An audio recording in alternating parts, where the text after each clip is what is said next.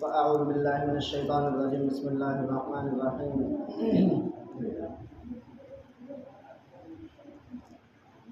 حامیم والکتاب المبین انا انزلناه فی لیلۃ مبارکۃ انا کنا منذرین فیہا یفرق کل امر حکیم صدق اللہ العظیم۔ محترم بزرگوں، عزیز ساتھیوں، اللہ تبارک و تعالیٰ نے ہمیں یہ جو راتیں دی ہیں، میں نے پہلے بھی بتلایا، اب بھی یہ صرف اور صرف ہمارے لیے ایک تحفہ ہے،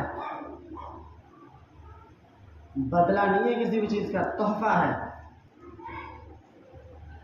یہ اللہ تبارک و تعالیٰ نے ہمارے لیے نوازشات میں سے اپنے نوازش دکھائی ہیں، ایک بدلہ ہوا کرتا ہے اور ایک تحفہ۔ تو یہ اللہ تبارک و تعالیٰ کی طرف سے تحفہ ہے، اور یہی ہے کہ اللہ تبارک و تعالیٰ سے ہمیں کرم کی امید ہے، رحم کی ہمیں امید نہیں ہے، کیونکہ ہماری عبادتیں کوئی نہیں، ہمارے گناہ اتنے کہ گنے نہیں جا سکتے، عبادتیں اتنی کہ ہمیں یاد نہیں آ سکتی کہ کب کی ہوگی، عبادتیں اتنی کہ اپنی عبادت ہی یاد نہیں آ سکتی کہ ہم نے کون کون سی نماز چھوڑ دی ہوں گی، اور گناہ اتنے کہ ہمارے ذہن سے نکل ہی نہیں سکتے کہ فلاں گناہ تو ہم نے ابھی کیا ہے۔ تو ان ساری چیزوں کے باوجود اگر ہم اللہ سے رحم طلب کریں تو رحم مانگنا ایک الگ چیز ہے، رحم معافی تلافی کے بعد رحم ہے، لیکن اللہ کا کرم، اللہ تبارک و تعالیٰ فرماتے ہیں جب مؤذن مسجد میں اذان پڑھتا ہے، اس میں سے ہم دیکھتے ہیں کہ چند لوگ جو مسجد کے دروازے پر بیٹھے ہوئے ابھی باتیں کر رہے تھے، اذان ہوئی مسجد میں، وہ لوگ باتوں میں لگے ہوئے ہیں۔ اذان کے بعد لوگ مسجد میں آنے لگے، اپنے گھروں سے، کوئی بازار میں ہے، بازار سے مسجد میں نماز پڑھنے کے لیے آ رہے ہیں،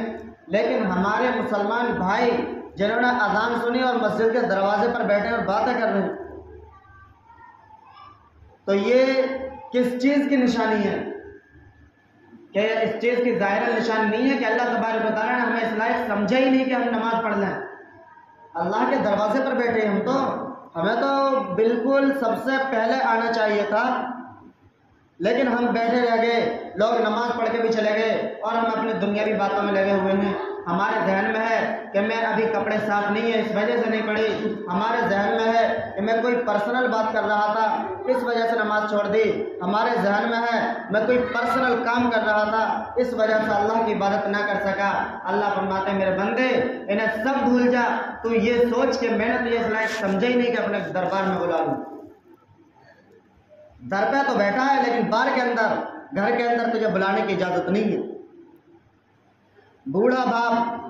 مسجد میں نہیں آ سکتا، بیٹے سے کہا بیٹا آج جمعہ ہے یا آج کوئی نماز پڑھنی ہے، نماز کا وقت ہو رہا ہے، چل مجھے بھی مسجد چھوڑ کے آ۔ بوڑھا باپ کو اس کا جوان بیٹا موٹر سائیکل پر بٹھا کر مسجد کے لیے لایا، اور مسجد میں لانے کے بعد مسجد کا دروازہ آیا، بوڑھے باپ کو اتارا اور بیٹا واپس چلا گیا۔ اللہ کے فرشتوں نے کہا کہ جا تیرا اس رجسٹر میں کوئی نام ہے ہی نہیں، تیرا رجسٹر میں نام نہیں ہے، تیرے باپ کا ہے، تو اللہ کے گھر میں تجھے گھسنے کی اجازت نہیں ہے۔ تو یہ اللہ کی ناراضگی ہے۔ اور ایک بات کا ذہن میں بٹھاؤ کہ اللہ تبارک و تعالیٰ کی ناراضگی یہ ناراضگی نہیں ہے کہ اللہ ہم سے روزی چھین لے، یہ اللہ کی ناراضگی نہیں ہے۔ اللہ سے جو جدا ہیں، جو الگ ہیں، جو اللہ پر حتیٰ کہ ایمان نہیں لائے، ان کو اللہ نے ہم سے زیادہ عطا کیا ہے۔ اور اللہ کے رسول صلی اللہ علیہ وسلم نے فرمایا ہے الدنیا سجن المؤمن و جنت الکافر، کہ دنیا مومن کے لیے تو جہنم ہے، قید خانہ ہے، جیل خانہ ہے، اور مقید ہے مسلمان دنیا کے اندر، لیکن کافروں کے لیے جنت ہے۔ اب ہم کہیں کہ ہمارے کافر جو بھائی ہیں وہ تو بہت مزے لے رہے ہیں، ہم مسلمان، ہم ایمان لانے کے بعد پریشان، ہم ایمان لانے کے بعد اللہ تبارک و تعالیٰ کی نعمتوں سے سرفراز نہ ہو سکیں، یہ ہماری کم عقلی ہے اور کم علمی ہے۔ اگر ہمارے پاس علم ہوتا یا ہمارے پاس عقل ہوتی تو ہمیں پتہ چلتا کہ جب کوئی محبوب ہو، آپس میں محبوب سے ملاقات چاہے تو اس میں جو مشکلات آتی ہیں وہ مشکلات اس کے لیے مشکلات نہیں ہوتی، اس کے لیے وہ بھی آسانیاں ہوتی ہیں، دوسرے دیکھنے والوں کے لیے مشکلات محسوس ہوتی ہیں۔ تو اب ہمارے اوپر کوئی مشکل آ جائے تو وہ ہمیں مشکل نہیں سوچنی چاہیے، کیونکہ ہماری تقدیر کا لکھنے والا اللہ ہے۔ جس نے لکھا بعد میں ہے ہماری زندگی میں پریشانی، اس سے پہلے اس نے اپنے رحم کے دریا پہلے بہائے ہیں۔ ہماری پریشانی، ہماری تقدیر لکھنے والا اللہ ہے، ہماری تقدیر لکھنے والا اللہ ہے۔ اور سنو، اگر زندگی میں صرف خوشی خوشی خوشی خوشی آتی رہے تو کوئی انسان زندگی سکھ سے نہیں گزار سکتا۔ زندگی جب ہی گزر سکتی ہے جب مرحلات سے گزرتی رہے، کبھی خوشی آئے، کبھی غمی آئے، کبھی خوشی آئے، کبھی غمی آئے، جب ہی زندگی ہے اور جب ہی اس کا نام دنیا ہے۔ اگر خوشی خوشی رہے تو یہ دنیا نہیں جنت ہے، اور اگر غمی رہے تو یہ جنت بھی نہیں دنیا بھی نہیں جہنم ہے۔ دنیا ہے ہی اسی کا نام۔ اور مسلمان کے اوپر مشکلات جو آتی ہیں اس میں بھی اللہ کا بڑا احسان ہے۔ اللہ تبارک و تعالیٰ مسلمان کو جو تکلیف دیتے ہیں، ایک کانٹا بھی چبھ جائے، میں اور آپ تو پورے دن سی میں لگے ہوئے ہیں، اف کرنے میں لگے ہوئے ہیں، اللہ فرماتا ہے میرے بندے رو مت، میرے بندے پریشان نہ ہو،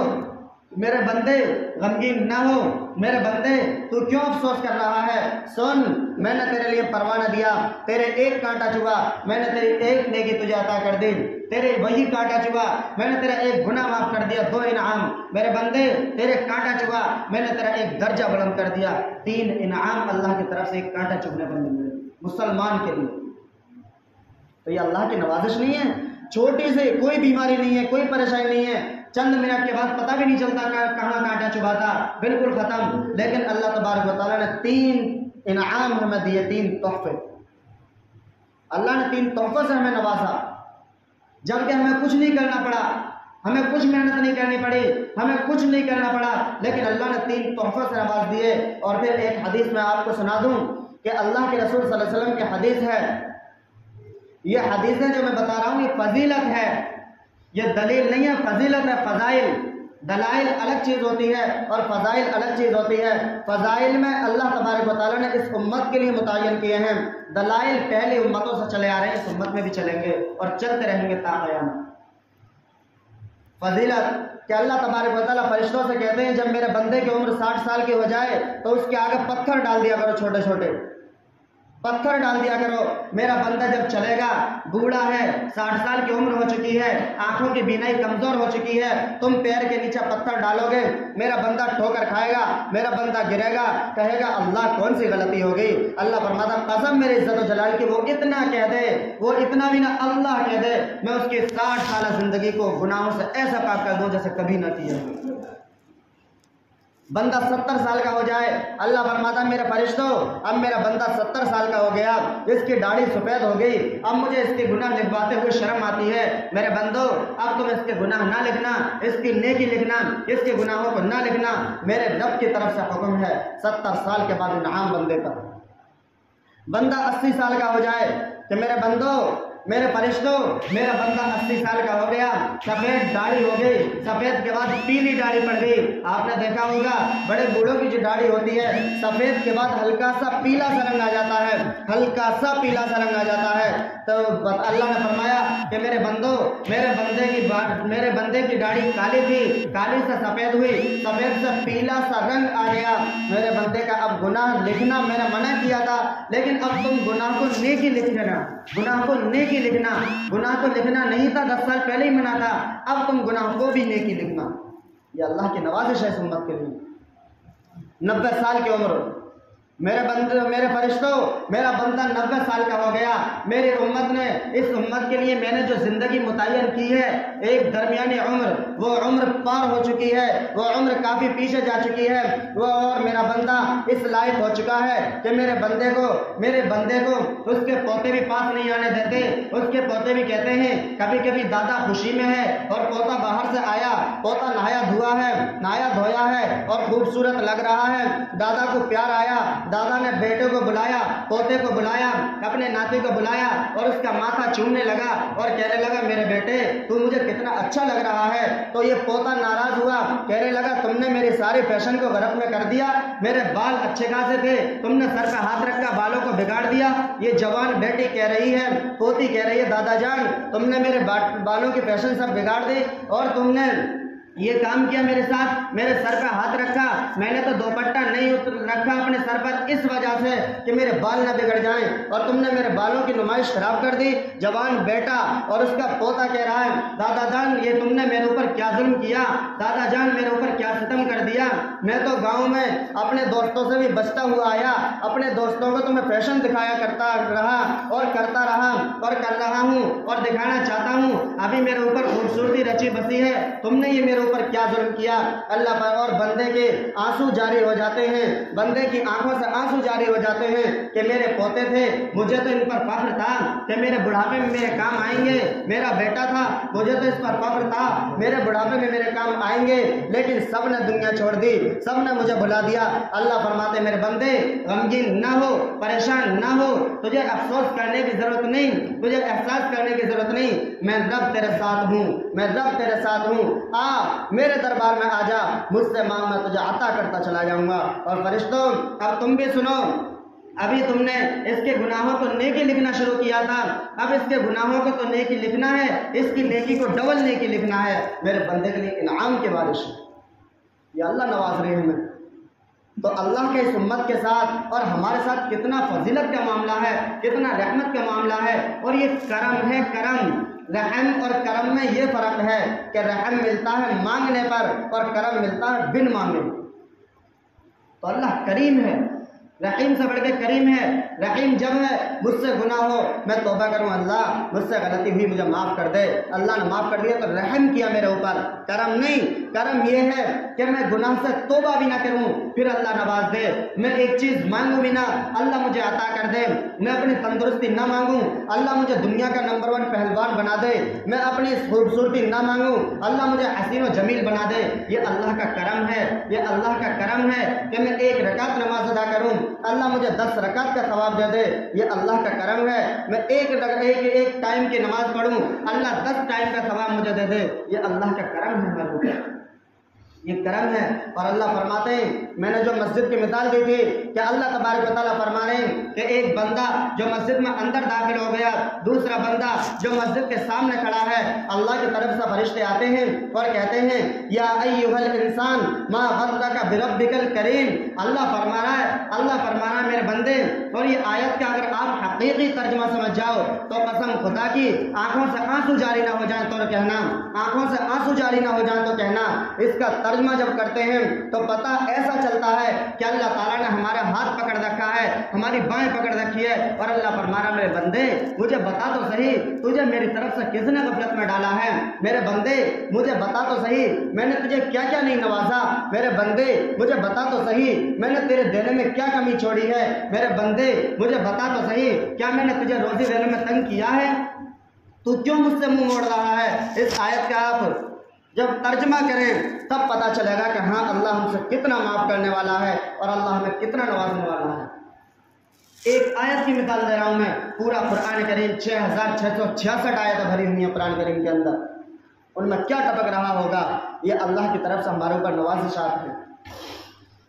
और ये रातें जो हैं मुख्तसरन ये अल्लाह तबारक व तआला ने हमारे आमाल बढ़ाने के लिए दी हैं कि मेरे बंदो तुम्हारे ऊपर 5 नमाज़ें फ़र्ज़ थी, तुमने नमाज़ें 5 अदा की हैं, लेकिन तुम मेरे बंदे हो, भूल का मादा मैंने तुम्हारे अंदर रखा है, गलती तुमसे हो सकती है, गलती को माफ़ करना मेरा काम है। और सुनो अगर हमारे अंदर गलती का मादा ना होता तो हम अशरफुल मखलूक़ात ना बनते, हम अशरफुल मखलूक़ात नहीं बनते। अल्लाह ताला खुश है ही उस बंदे से जो गुनाह करे, गुनाह के फौरन बाद अल्लाह से तौबा कर ले। अल्लाह खुश है ही उस बंदे से। एक हदीस हज़रत अबू अय्यूब अंसारी रज़ियल्लाहु ताला अन्हु जब इंतकाल होने लगा तो लोगों से कहा मेरे भाइयों, सहाबाए किराम थे, लोग सामने सहाबाए किराम थे, फरमाया सहाबियों मैंने अल्लाह के रसूल सल्लल्लाहु अलैहि वसल्लम से एक हदीस सुनी थी और उसे पूरी ज़िंदगी छुपाया क्योंकि आमतौर से नहीं बताई जा सकती ऐसी फजीलत کہ میں نے پوری زندگی اسے چھپایا، لیکن اب میں دنیا سے جا رہا ہوں، میرا وقت قریب ہے، مرض الموت میں گھرا ہوا ہوں، موت کا مرض میرے اوپر چڑھا ہوا ہے، اب میں تمہیں حدیث بیان کر کے جا رہا ہوں تاکہ یہ حدیث تمہارے پاس تک نہیں پہنچ سکے اور میں اس گرفت میں پکڑا نہ جاؤں، اس لیے میں حدیث بیان کر رہا ہوں۔ اب جاتے وقت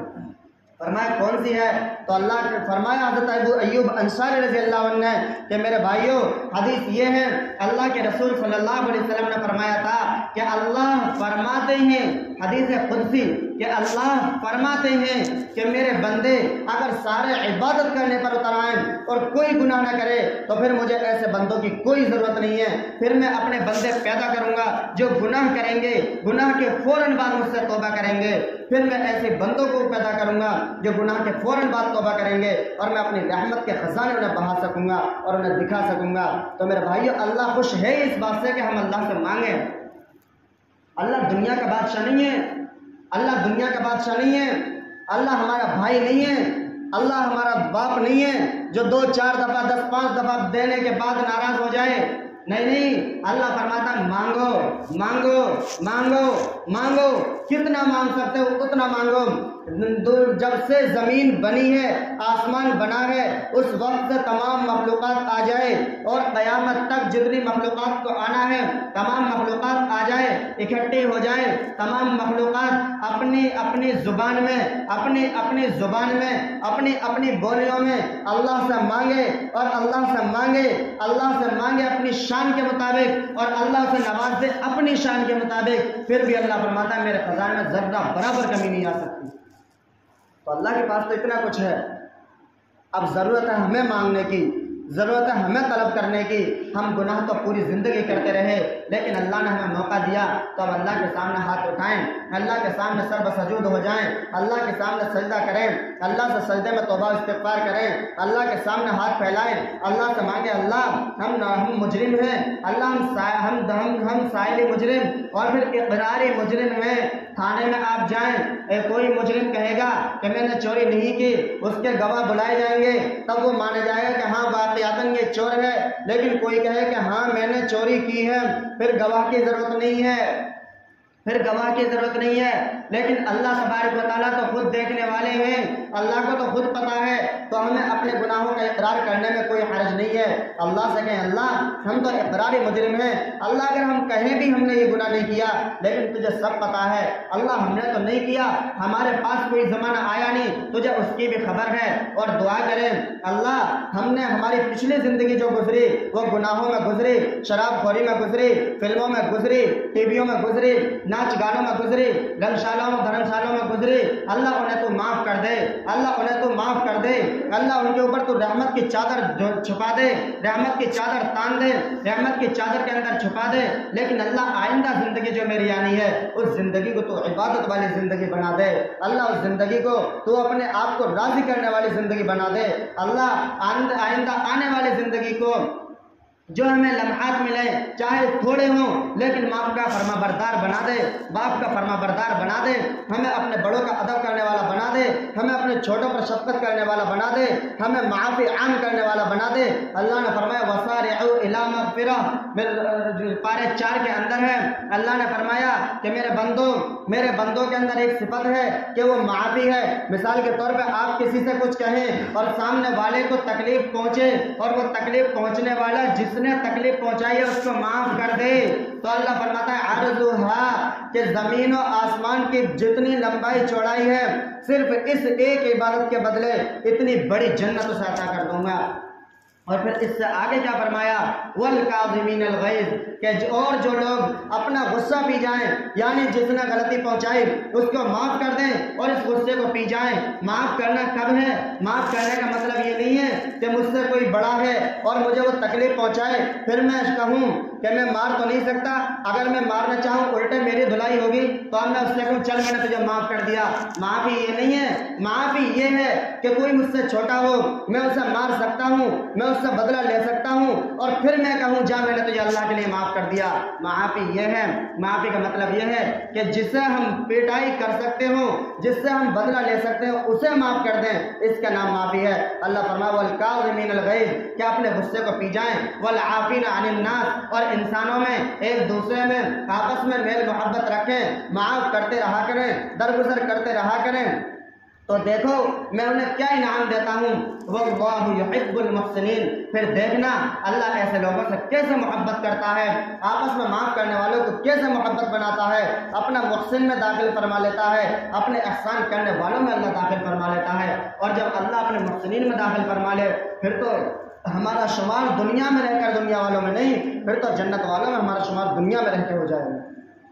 تو ہمیں اس چیز کی ضرورت ہے۔ اور پھر اس رات میں جو ہم عبادت کر سکے کرنی چاہیے، جتنی ہو سکے عبادت میں خاص دھیان رکھنا چاہیے۔ ہمارے اوپر یہ عبادت فرض نہیں، یہ عبادت واجب نہیں، ایک مستحب ہے، جتنی ہو سکے اتنی کریں، جتنی ہو سکے اتنی کریں، لیکن فجر کی نماز کا ذہن میں رکھیں کہ ہماری فجر کی نماز نہ چھوٹ جائے۔ اللہ کے رسول صلی اللہ علیہ وسلم نے فرمایا کہ اس امت کے لیے اللہ کی نعمت ہے، جو شخص عشاء کی نماز جماعت سے پڑھے اور پڑھ کر سو جائے، پھر صبح میں اٹھے اور فجر کی نماز پڑھے جماعت سے، تو اسے ایسا ثواب ملے گا جیسے پوری رات اس نے اللہ کی عبادت کی ہو،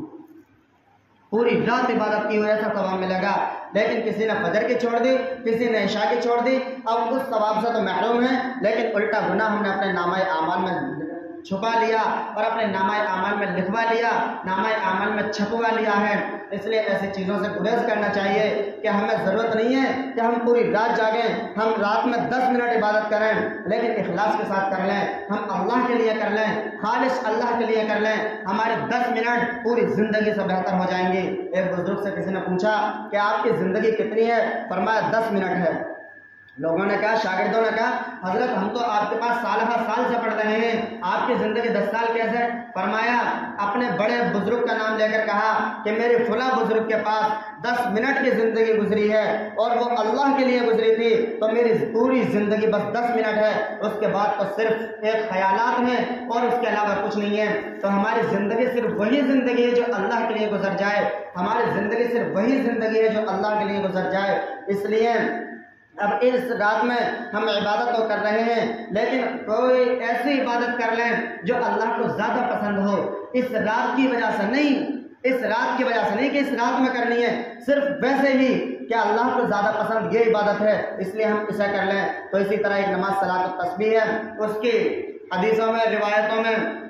بہت زیادہ تاکید بھی آئی ہے۔ اللہ کے رسول صلی اللہ علیہ وسلم نے اپنے چچا حضرت عباس رضی اللہ عنہ سے فرمایا کہ چچا جان، ایک نماز ہے اللہ کی بہت لاڈلی ہے، اللہ کو بہت پیاری نماز ہے، اللہ کو بہت پیاری عبادت ہے، وہ نماز آپ ادا کر لیا کریں۔ فرمایا کب؟ فرمایا روزانہ ادا کر لیا کرو، کہ اور فرمایا آگے کہ اگر روزانہ نہ پڑھ سکو تو ہفتے میں ایک دفعہ پڑھ لو، ہفتے میں نہیں پڑھ سکتے مہینے میں ایک دفعہ پڑھ لو، مہینے میں نہیں پڑھ سکتے سال میں ایک دفعہ پڑھ لو، سال میں نہیں پڑھ سکتے 10 سال میں یا پوری زندگی میں کم از کم ایک مرتبہ پڑھ لینا۔ یہ نماز صلاۃ التسبیح کی ہے، اور جب اللہ کے رسول صلی اللہ علیہ وسلم نے اتنی تاکید سے فرمائی ہے تو ہمیں اندازہ کرنا چاہیے کہ یہ نماز اللہ کو کتنی لاڈلی ہوگی۔ اللہ کے رسول نے فرمایا کہ زندگی میں کم از کم ایک مرتبہ پڑھ لینا، یہ حکم دیا ہے۔ روزانہ پڑھنے کے لیے ہمیں مشورہ دیا ہے کہ روزانہ پڑھ لیا کرو، بہت بہتر ہے، لیکن آخر میں حکم دیا ہے کہ کم از کم ایک مرتبہ پوری زندگی میں پڑھ لینا۔ یہ اللہ کو بہت لاڈلی نماز ہے، اور اس کا طریقہ ہے، اس کا طریقہ بھی کوئی کٹھن نہیں، عام آدمی جو کبھی کبھی پڑھے 35 منٹ زیادہ سے زیادہ لگتی ہوں گی، اور جو روزانہ یا جلد از جلد پڑھتا رہتا ہو 15 منٹ سے پھر زیادہ نہیں لگا کرتی۔ میرا خود کا تجربہ ہے 15 منٹ زیادہ سے زیادہ لگتی ہیں، لیکن جو کبھی کبھی پڑھے تو پھر اس کے لیے 35 منٹ بہت ہوتی ہے 15 منٹ کے بعد۔ اس لیے اب اس نماز کو پڑھ لیا جائے، اس کا ثواب بھی زیادہ ملے گا اور اجر بھی زیادہ ہوگا، اور اللہ کو محبوب بھی ہے۔ یہ نماز پڑھیں، اس کے بعد دعا کریں، اللہ تیرے نبی نے ہمیں حکم دیا تھا کہ زندگی میں ایک دفعہ پڑھ لینا، اللہ آج تو نے ہمیں موقع دیا ہے تو ہماری اس نماز کو قبول فرما، ہماری آئندہ زندگی کو گناہوں سے پاک فرما۔ یہ توبہ و استغفار اپنے حساب سے اور اپنے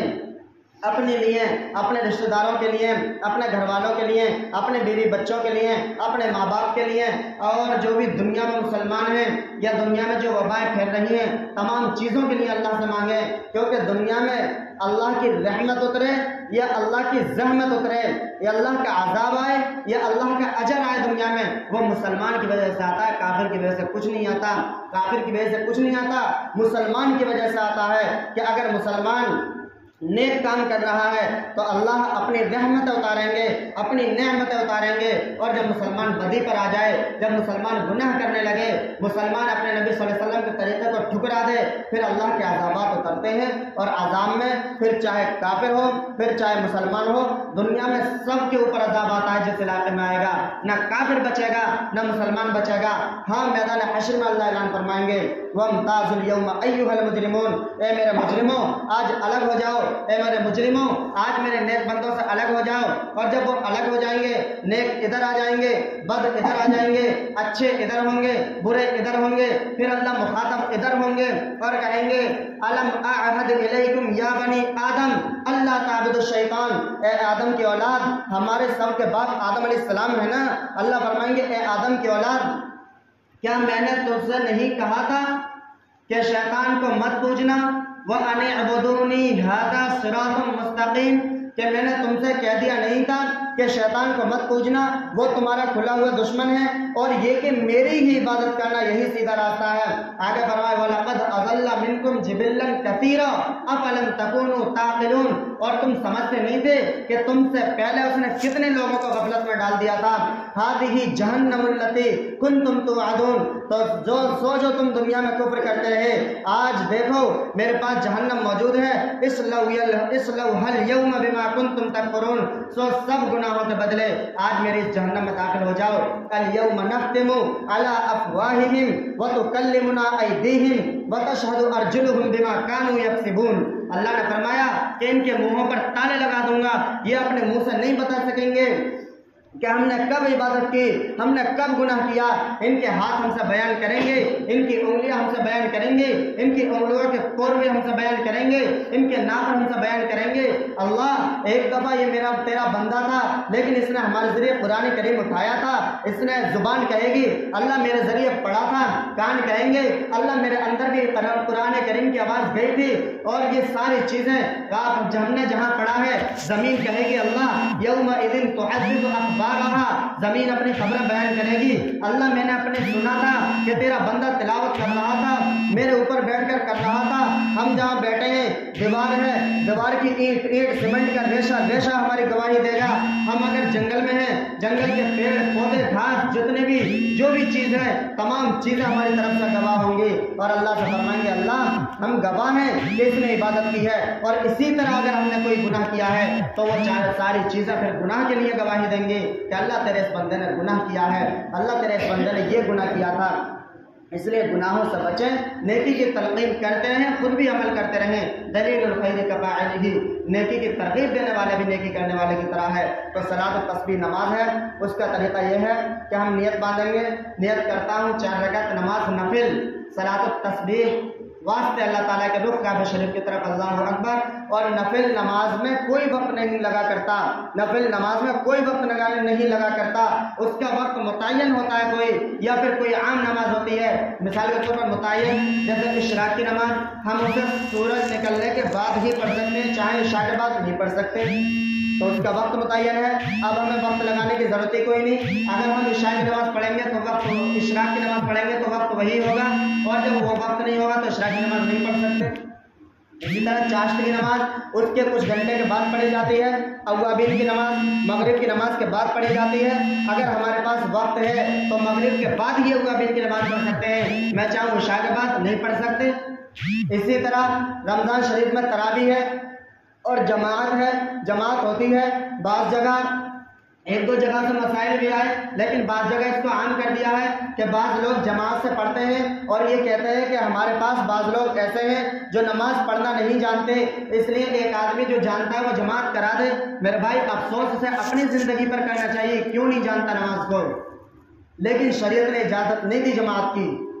शरीयत ने जमात की इजाज़त नहीं दी, फ़राइज़ की जमात की नमाज की इजाज़त है, और रमज़ान शरीफ में तरावीह और वितर की इजाज़त है जमात के साथ, और कोई नमाज की जमात से इजाज़त नहीं है, और किसी नमाज की जमात से इजाज़त नहीं है। इसलिए जितना शरीयत ने हमसे कहा हमें उस पर अमल करना है। पूरी ज़िंदगी पूरी दुनिया अगर हमसे कहे कि इसमें तुम इजाफा कर लो, हम बिल्कुल नहीं कर सकते, क्योंकि हम अल्लाह और उसके रसूल सल्लल्लाहु अलैहि वसल्लम के हुक्म के पाबंद हैं। पूरी दुनिया आ जाए और हमारी तरफ से कम कराना चाहे, हमें इल्हाद में घेरना चाहे कि नहीं, अल्लाह के रसूल सल्लल्लाहु अलैहि वसल्लम ने फरमाया दाढ़ी रखो, नहीं बताया कांटा रखो, मुझे नहीं अमल करना, क्योंकि मेरे पास मेरे नबी सल्लल्लाहु अलैहि वसल्लम के हदीस है दाढ़ी रखनी है, और हज़रत उमर रज़ियल्लाहु अन्हु ने समझाया है कि कैसे रखनी है, किस तरह रखनी है, और मेरे पास जब दोनों चीज़ें मौजूद हैं तो मुझे दुनिया वालों की तरफ देखने की इजाज़त नहीं है, मुझे दुनिया वालों से सुनने की ज़रूरत नहीं है। मेरे पास जब कुरान और हदीस मौजूद है तो मैं अपने कुरान और हदीस पर अमल करूंगा। दुनिया वालों से मुझे सीखने की क्या ज़रूरत है? दुनिया वालों को खुद उससे सीखना चाहिए जिसके पास कुरान करीम और हदीस मौजूद हों, और हदीस का माहिर हो, कुरान करीम का माहिर हो। अगर हम वैसे ही सीखेंगे जैसा नीम कहते हैं, एक लतीफ़ा सा है, शेर सा भी है, नीम कहते हैं फारसी में आधे को, तो मैं जुमला है कि नीम हकीम खतरा जान, नीम मौलवी खतरा ईमान। जब आधे मौलवी से आप मसला पूछेंगे तो खतरा ईमानी होगा, कभी तो वो नमाज को इधर उधर बताएगा, कभी रोजे को इधर उधर बताएगा, कभी नफिल की जमात बताएगा, और आप कहेंगे कि बताओ कौन सी हदीस में है, तो वो उसके पास आसान जवाब एक ये है कि बताओ हरज ही क्या है अगर पढ़ ली जाए, हरज ही क्या है। मेरे पास आया और कहने लगा अजय हाफिज साहब ये बताओ अगर हमने जमात कर ली तो इसमें हरज ही क्या है। मैंने कहा कोई बात नहीं, फजर की 2 रकात है, कल से 4 पढ़ाना शुरू कर देना, हरज ही क्या है, अल्लाह तो खुश होगा ना कि 2 रकात मेरे बंदे ने ज्यादा पढ़ी है। क्या ऐसा तो नहीं हो सकता? मैंने कहा ऐसा भी नहीं हो सकता,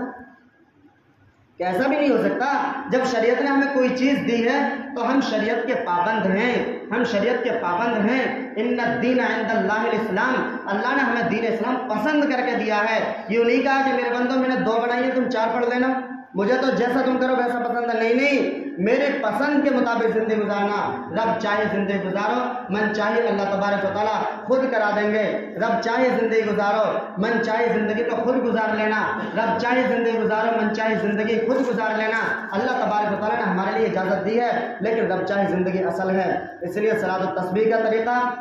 जब हम नियत बांधेंगे, नियत बांधते वक्त नियत तो मैंने बतला दी, लेकिन जुबान से कहना कोई फर्ज वाजिब नहीं है, सिर्फ दिल का इरादा नियत है, दिल का इरादा नियत है। मिसाल के तौर पर हम घर से आए, हमें असर की नमाज पढ़नी है, नियत होगी हमारी। अब मस्जिद में आए, डायरेक्ट इमाम साहब रुकू में है और हम लगे हुए 2 रकात नमाज पढ़ फजर के वास्ते अल्लाह ताला इतने इमाम साहब रुकू से उठ गए, हमारी रकात ही चलेगी, क्या फायदा हुआ? जबकि शरीयत ने इसको लागू नहीं किया। हमारी तो नियत वहां हो गई थी जब हमने घर से चले थे कि मैं नमाज फजर पढ़ने जा रहा हूँ, नियत वो हो गई हमारी। अब हमने ये जो अपनी तरफ से ये कहा, ये कहना गलत नहीं है, लेकिन वक्त का थोड़ा तकाजा होता है कि इधर हमारी फर्ज छूट रही है और हम उस मुस्तहब काम में लगे हुए हैं, तो मुस्तहब को छोड़ दें, फर्ज की तरफ जाएं। उस वक्त नियत बांधें अल्लाहु अकबर, और रकात जब मिलती है इमाम साहब के साथ कि कोई रुकू में आए, इमाम साहब रुकू में है, बाहर से कोई आदमी आए नमाज में दाखिल हो तो अल्लाह अकबर कहने के बाद 1 दफा सुबहान अल्लाह कहने के बराबर खड़ा रहे, रुकू में न जाए, क्योंकि क़याम करना फर्ज है। क़याम यानी बगैर खड़े हुए डायरेक्ट रुकू में जाएगा, नमाज नहीं होगी। 1 रकात बचानी थी, पूरी नमाज खो बैठे,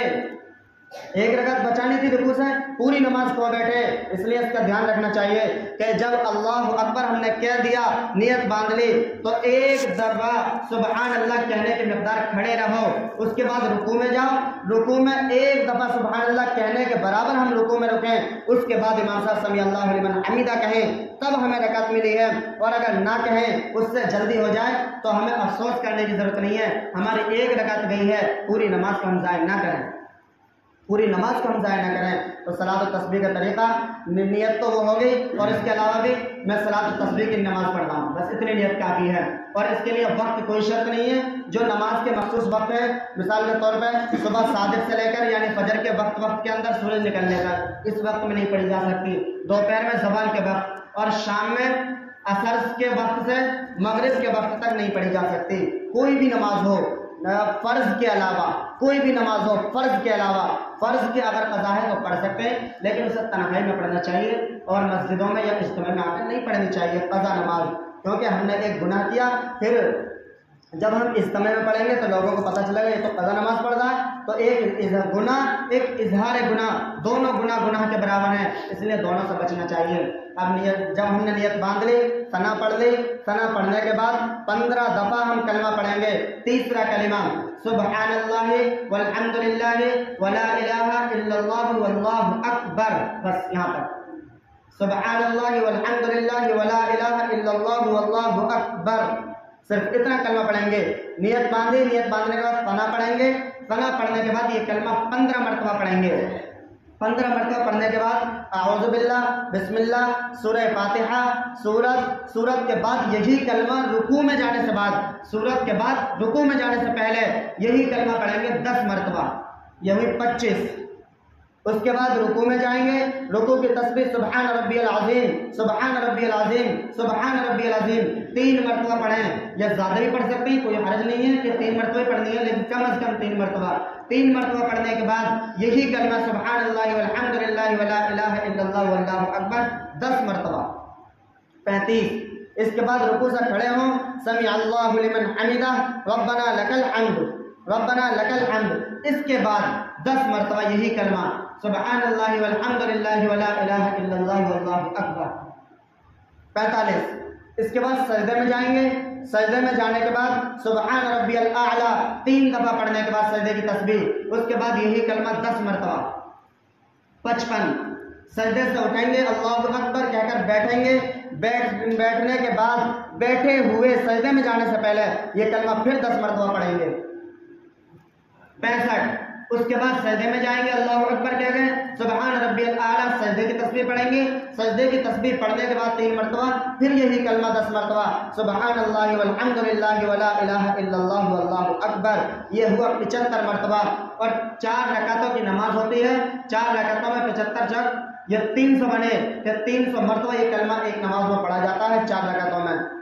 اور اس نماز کا کوئی وقت متعین نہیں ہے، جس وقت چاہے جب چاہے پڑھ سکتے ہیں، یہ نماز پڑھنی چاہیے۔ پھر اگلی رکعتیں سب اسی ترتیب سے پوری ہوتی ہیں، اور نماز میں کوئی صورت متعین نہیں ہے کہ فلاں صورت ہی پڑھنی ہے، کوئی آیت متعین نہیں ہے کہ فلاں آیت ہی پڑھنی ہے، ایسا کوئی نہیں ہے، ہم جون سی صورت چاہے پڑھ سکتے ہیں، جون سی آیتیں چاہے پڑھ سکتے ہیں، ایک آیت میں بڑی ایک آیت کو کام کر دے گی، ورنہ چھوٹی کم از کم 3 آیتیں ہونی چاہیے، نماز واجب یہ ہے۔ تو ہر رکعت میں